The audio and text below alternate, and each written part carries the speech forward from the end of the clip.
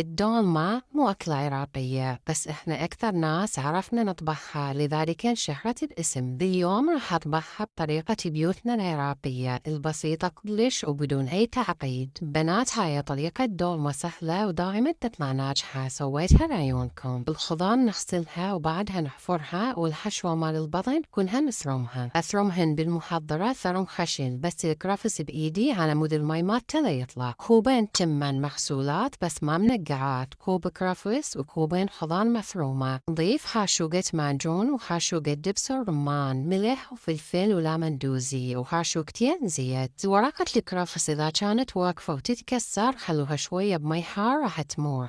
طريقتنا بالبيت نسوي الحشوة نباتية ونخلي اللحم بقاع القدر، هيك الدهن يتوزع أفضل. واللي عندنا بالبيت يريدون هبر لحم ما يريدون مثروم. من عاداتنا نلف الدولمة قبل يوم ونخليها بالثلاجة، ثاني يوم نهدرها، النكهات كلها راح تتضاعف وتصير ألم.